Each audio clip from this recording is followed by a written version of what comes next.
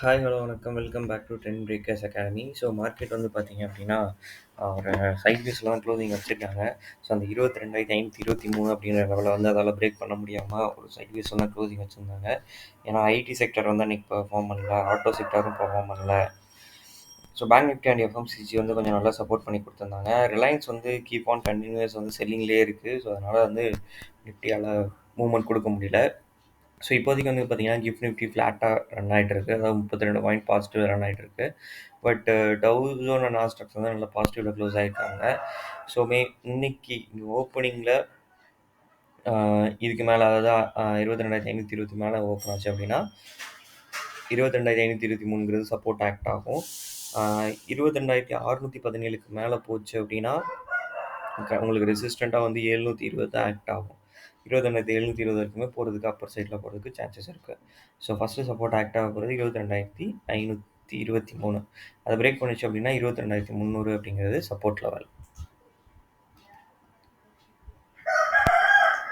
So bank Nifty வந்து keep on வந்து அவரும் வந்து அடுத்த ஆல் டைம் ஹை அதை தொடுறதுக்கான பிளான்ல வந்துட்டாப்ல. ஸோ ஆல்மோஸ்ட் வந்து தொட்டுட்டாருன்னு தான் சொல்லணும்.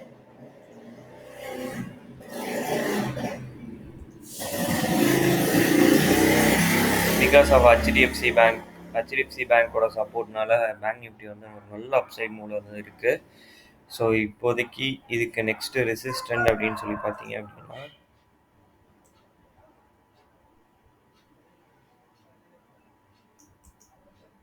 இதுக்கு நெக்ஸ்ட் ரெசிஸ்டன்ட் அதாவது ஆல் டைம் ஹையான 48,650 பிரேக் பண்ணால் அப்படின்னா, அடுத்த ரெசிஸ்டண்ட்டாக வந்து 49,200 அப்படிங்கிறது ஆக்ட் ஆகும். ஓகேங்களா? இதுதான் பேங்க் நிஃப்டியோட அடுத்த சப்போர்ட் லெவல். ஐடி பார்த்தலாம். ஐடி வந்து ஸ்டில் அந்த ஒரு சைட்வேஸ் மொமெண்டம் வந்து இன்னும் பிரேக் ஆகல. ஸோ நான் சொல்லியிருந்த இந்த லெவலை அவன் பிரேக் பண்ணணுங்க. 35,700. ஓகேங்களா? இதை பிரேக் பண்ணி மேலே போனால் தான் கண்டிப்பாக அடுத்து மேலே இருக்குமே தவிர அது வரைக்கும் அப்பர் சைடு இருக்காது. ஓகேங்களா? ஹெச்டிஎஃப்சி பேங்க் பார்த்தலாம். தலைவன் பேட்டர்ன் பிரேக் அவுட் ஆகி செம்மையாக ரேலி கொடுத்துட்ருக்காப்புல. ஸோ அடுத்த ரெசிஸ்டன்டான 1561க்கே வந்துட்டாப்புல. ஸோ இதையும் இன்கேஸ் பிரேக் பண்ணுது அப்படின்னா, கண்டிப்பாக அடுத்த ரெசிஸ்டண்ட்டாக அதுக்கு ஆக்ட் ஆக போகிறது வந்து பார்த்தீங்க அப்படின்னா 1632 அப்படிங்கிறது அடுத்த ரெசிஸ்டன்ட் ஆக்ட் ஆகும். 1561 பிரேக் பண்ணி மேலே போச்சு அப்படின்னா ஒரு நல்ல ஒரு ரெக்கவரி, செம்ம ரெக்கவரிங்க.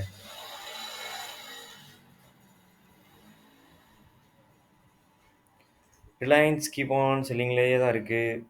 ஸோ ஆனால் பெருசாக ஃபால் ஆக மாட்டேங்குது. செல்லிங்கில் இருக்கே தவிர பெருசான நல்ல ஃபால் அப்படிங்கிறது வந்து இல்லை.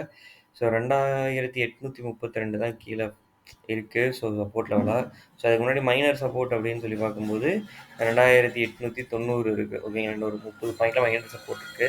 ஸோ ஏன்னா ஒரு ஏற்றத்துக்கு ஒரு இறக்கமாக கூட இருக்கலாம். ஸோ ஏறி இருக்குது, இறங்கி இருக்குது. ஸோ திரும்ப ஏறுறதுக்கும் சான்சஸ் இருக்குது. ஓகேங்களா? ஓகே, நிறைய பேர் வீடியோஸ் பார்க்குறீங்க. உங்களுக்கு யூஸ்ஃபுல் கண்டென்ட் போகிறவங்க ட்ரெண்ட் பிரேக்கர்ஸ் அகாடமி இது வரைக்கும் நீங்கள் ஃபாலோ பண்ணல அப்படின்னா ஃபாலோ பண்ணிக்கோங்க. தேங்க்யூ ஃபார் வாட்சிங்.